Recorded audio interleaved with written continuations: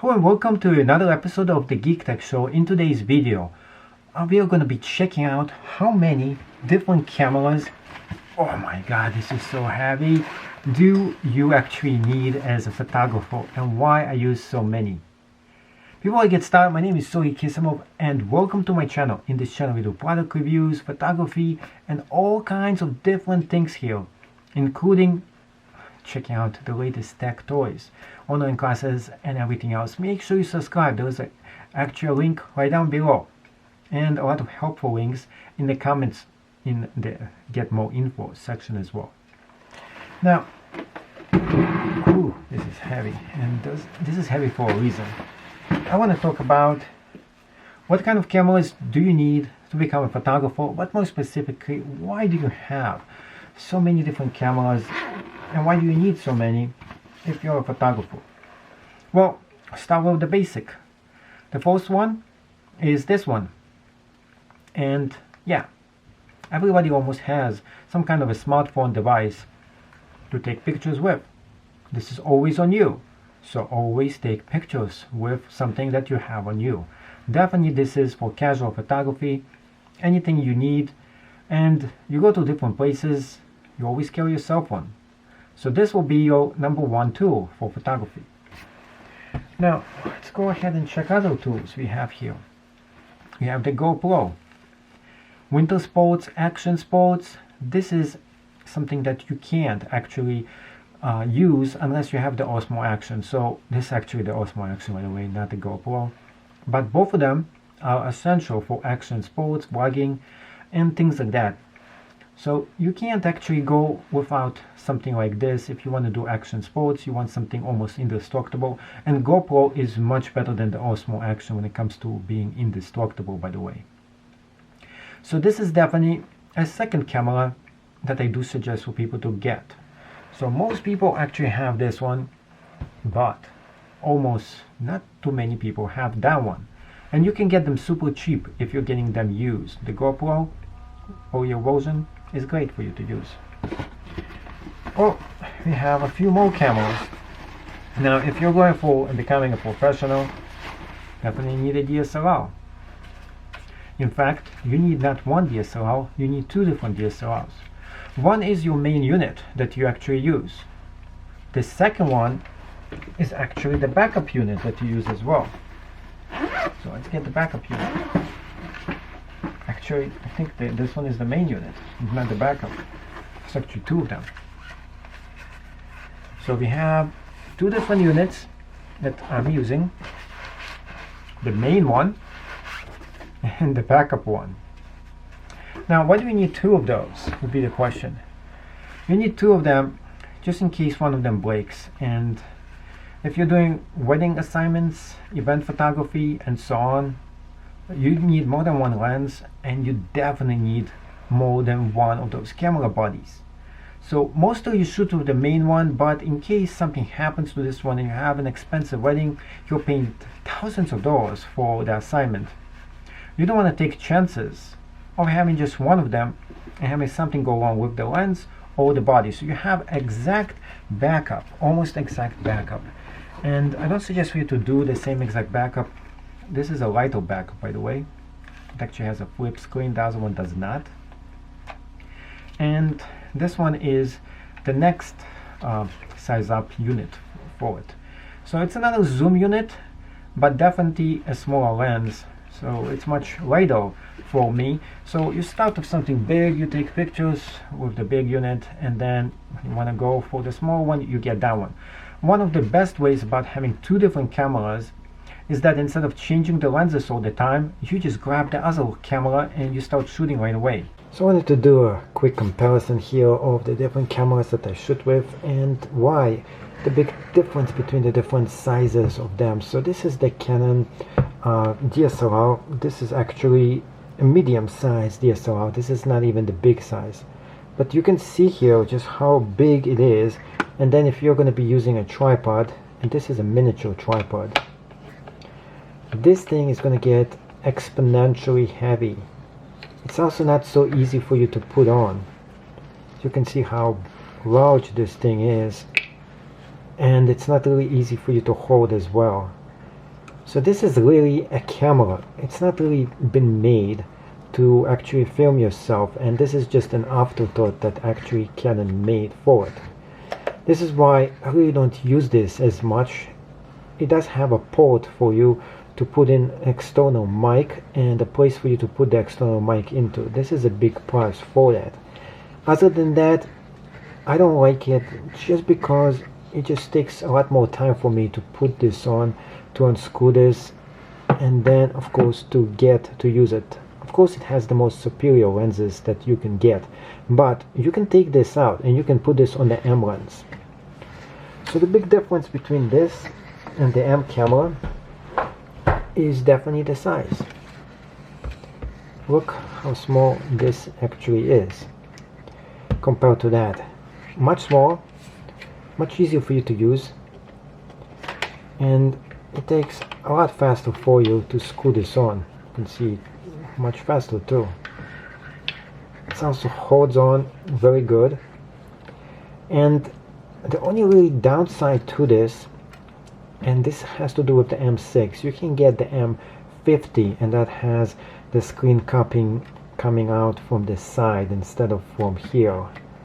So the downside to this one would be that actually if you're going to be using an external sound, such as an external mic over here, you can use an actual bracket over here and you can definitely do that instead, and it will be much better. But if you don't want to use a bracket, you can't actually put it here because you have this screen that's right in the way. But of course there's a reason why I didn't buy the other one, because the M5 and the M50 gives you it on the side, but the problem is when you're filming yourself you want to look up here. This is where your eyes naturally go to. They don't go over here, and because of that, this is why I got this one. Although sometimes I would use the external mic, it is actually much better for me to do so. Of course ideally you should be able to put this up here and still be able to use this. Of course this is the other issue that I have with the DSLR and why I don't use it in the first place. And here it is. The other issue with this DSLR is the following. Just like the M50, it goes on this side as well here. And you have to really get used to look in the lens instead of look right here. But you can't see yourself, so it really tricks you. That's why some YouTubers wear sunglasses, and why I wear sunglasses sometimes too. If I have to focus, my eyes always look like they're looking right there instead of looking right there, and it looks really weird on the camera. That being said, probably the easiest solution to all of this is to get this, the Osmo or the DJI GoPro. So between both of them, DJI, GoPro, they are actually much smaller. The big downside to them is that they don't have external mic, but it's coming soon. In fact, the new GoPro number 8, you can actually attach an external mic and have a selfie screen right up here. So it finally got with the selfie movement, but the DJI, it has a selfie screen right there. But the mic itself is not so great. You can always use an external mic. So this is actually just the cheapest way for you to record yourself. Would probably be getting something like this, but probably getting the version that came out for like $70 maybe, a used one on YouTube. Maybe a used one on eBay would be what you should be getting. So that would be the cheapest possible thing that you could actually do. But overall, there's different tools for every job. So this is for professional photographers mostly. You do need 2 different camera bodies and 2 different camera lenses for you to become one. It is suggested, not recommended, but definitely needed. I do have more here. Start with the mirrorless camera. Mirrorless cameras is, well, if you don't need a professional, a big DSLR camera, you can use one of those small cameras which is mirrorless. It doesn't have a mirror inside of it, so it is almost silent. It actually is silent, and it is small in size too. So you can take this on trips, you can take it in places you can't go, and unless you're doing like wedding photography, this could potentially even be a backup unit too. So actually, it's getting to the point where you can potentially use the mirrorless camera as your backup unit. But it is definitely small in size. Looking at the size here. This is small, this is big.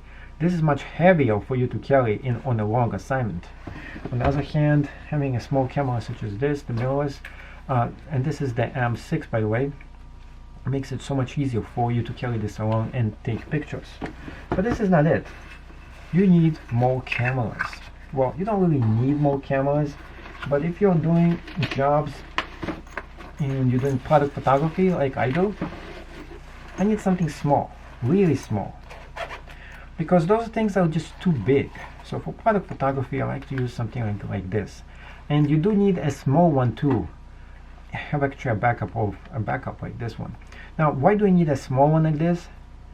This is great for low light photography, but the good thing about this is that I don't need this sophisticated thing here. I don't need something like this. I don't need an external flash and everything else. This does everything for me in one small size, and I can take a lot of pictures, and I don't need something that is this big and hefty.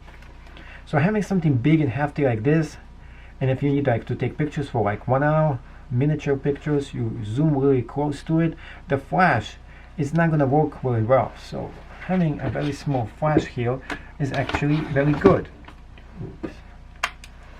Just like that, you see, small flash, and it will take a picture for you. And of course, what happens if this breaks? Now, if you're serious about photography, always have a backup to a backup, and have a protective case too. So I have a protective case to all my equipment stored in a safe. And here we go, another one, just in case one of them breaks. This is older one. Some of the equipment you actually see here is pretty old, yeah, a few years old. And then I have the new ones as well. So it actually is a combination of old and new equipment. The reason why I have old and new equipment is as soon as I get something newer, I keep it. The older one, I leave it as my backup. So you always have a good combination of equipment for various kind of jobs, and mostly since I do a lot of videography, this is what I use the mirrorless camera for. This is the videography camera that I use for it, and for a good reason. Using something like a DSLR for videography is not something I recommend for most people to do, because this is just too big for just putting it on a tripod and doing videos, especially while I'm actually filming this. It takes me about less than 20 seconds to put this up and to get it to work. This, on the other hand, would take me like about 2 to 3 minutes to put this up and get it to work, just because it is more heavy and the tripod needs to be balanced.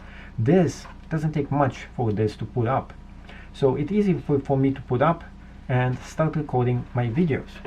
So definitely for work, you have to have something for you to do. So having different cameras is essential for your success too. But now, the most important thing is actually not the cameras. It is the storage bag for the cameras. Why is this the most important? Because how you're going to transport all those cameras. Let's say you're flying, you have to fly to a destination to do your dream wedding event, or someone else's wedding event specifically, and this is the job you got paid for. So you need some kind of a bag to transport everything in. So this is a bag that I love to use, and I use it myself. And you can store all this gear you just seen came directly from this bag. It was extra heavy, but it was able to store 2 different DSLR cameras with full lens, with a mirrorless camera, a GoPro.